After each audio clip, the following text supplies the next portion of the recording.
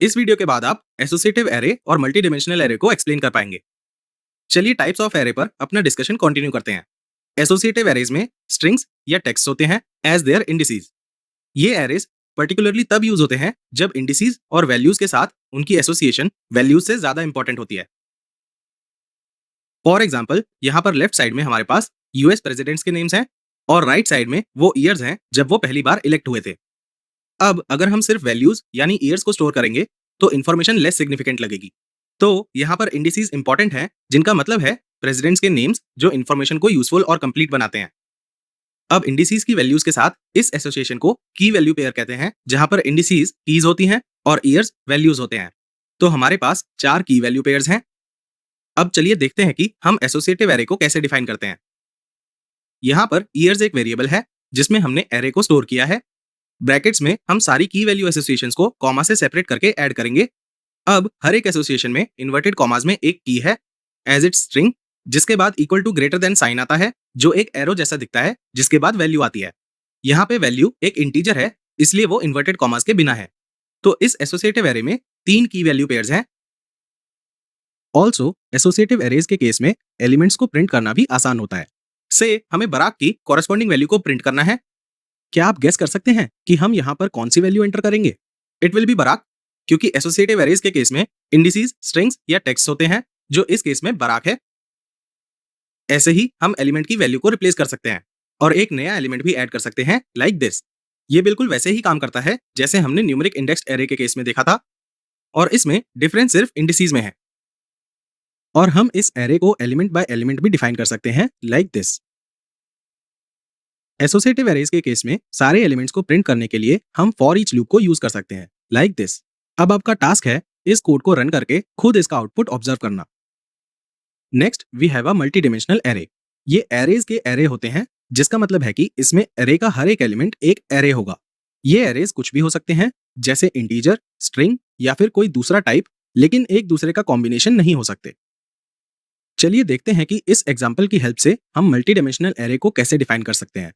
Suppose हमें 3 different students के various subjects के लिए मार्क्स स्टोर करने हैं।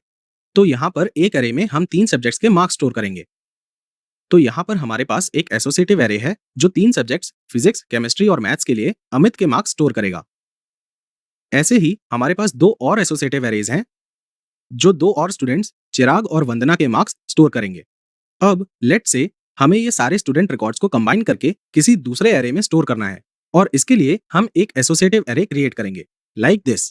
पर अगर आप नोटिस करें तो इस एरे के एलिमेंट्स $A, $B और $C खुद एरेज हैं।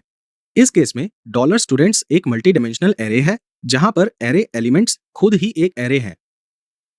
ऑल्टरनेटिवली हम $A, $B और $C को उन एरे से रिप्लेस कर सकते हैं जिन्हें वो स्टोर करते हैं, और इससे कोड कुछ ऐसा बन जाएगा। एक बार आप इससे अकस्टम हो गए, फिर आप इस कोड को डायरेक्टली लिखना प्रेफर करेंगे, लाइक दिस, और एरेज को स्टोर करने के लिए इंटरमीडिएट वेरिएबल्स को यूज नहीं करेंगे। किसी भी एरे की तरह इस मल्टी डिमेंशनल एरे के थ्रू आइटरेट करने के लिए हम फॉर ईच लूप को यूज करेंगे, लाइक दिस। आप नोट करिए कि राइट साइड में जो कोड है वो लेफ्ट साइड के कोड का ही कॉन्टिन्यूएशन है। यहाँ पर $students एरे में 3 एलिमेंट्स हैं, जिसका मतलब है कि लूप 3 बार रन करेगा और हर एक आइटरेशन में ये एक की वैल्यू एसोसिएशन को पिक करेगा और की को फर्स्ट वेरिएबल पे असाइन करेगा, जो कि $student है, और वैल्यू को सेकंड वेरिएबल पे असाइन करेगा, जो $subjects है। तो पहली आइटरेशन के लिए $student में अमित होगा और $subjects में अमित से एसोसिएटेड एरे होगा। अब सेकंड आइटरेशन के लिए $students में चिराग होगा और $subjects में चिराग से एसोसिएटेड एरे होगा, और ऐसे ही थर्ड आइटरेशन के लिए भी होगा। इंटरेस्टिंगली इन तीनों आइटरेशंस में $subjects की वैल्यूज खुद एरेज हैं। तो $subjects एरे के थ्रू आइटरेट करने के लिए हमें दूसरा फॉर ईच लूप यूज करना होगा। अब क्योंकि इस एरे में 3 एलिमेंट्स हैं, ये लूप भी 3 बार रन करेगा, और यहाँ पर हर एक आइटरेशन में ये एक की वैल्यू एसोसिएशन को पिक करेगा और की को फर्स्ट वेरिएबल पे असाइन करेगा, जो कि $subject है, और वैल्यू को सेकंड वेरिएबल पे असाइन करेगा, जो $mark है। तो अमित के लिए फर्स्ट आइटरेशन में $subject होगा फिजिक्स और $mark होगा 77। सेकंड आइटरेशन के लिए $subject होगा केमिस्ट्री और $mark होगा 86, and so on and so fourth. तो एक बार ये एरे आइटरेशन कंप्लीट हो जाएगा, फिर ये इस लूप से बाहर आ जाएगा और आउटर लूप के नेक्स्ट आइटरेशन पे चला जाएगा, और फिर चिराग के लिए इनर लूप वैसे ही कंटिन्यू होगा जैसा कि हमने अभी एक्सप्लेन किया था, एंड सो ऑन फॉर वंदना। इसे नेस्टेड लूप कहते हैं। A loop inside another loop. Outer loop 3 bar run करेगा क्योंकि आउटर एरे में 3 एलिमेंट्स हैं और आउटर एरे के हर एक एलिमेंट के लिए इनर लूप 3 बार रन करेगा। So technically inner loop 3 into 3 times run करेगा। किसी भी मल्टी डायमेंशनल एरे के लिए उसके एलिमेंट्स को एक्सेस करने के लिए हम नेस्टेड लूप को यूज करते हैं। अब हम इस टॉपिक के एंड पर पहुंच चुके हैं। तो चलिए types of array, that is numeric indexed array और एसोसिएटिव एरे के डिफरेंसेस को समराइज करते हैं। First, numeric indexed array same type की इंफॉर्मेशन का कलेक्शन होता है, whereas associative array pairs of information का कलेक्शन होता है। नेक्स्ट, न्यूमेरिक इंडेक्स्ड एरे में जिस ऑर्डर में हम इंफॉर्मेशन को प्रेजेंट करते हैं वो इंपॉर्टेंट होता है।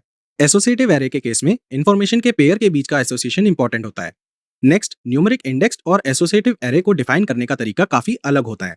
न्यूमेरिक इंडेक्स्ड एरे के केस में हम न्यूमेरिक इंडेक्स को यूज करके एरे के किसी भी एलिमेंट को एक्सेस कर सकते हैं और एसोसिएटिव एरे में हम की इंडेक्स को यूज करके एरे के किसी भी एलिमेंट को एक्सेस कर सकते हैं। ये की इंडेक्स स्ट्रिंग फॉर्मेट में होता है। लास्टली, न्यूमेरिक इंडेक्स्ड एरे और एसोसिएटिव एरे के थ्रू लूप करने का तरीका भी अलग अलग होता है।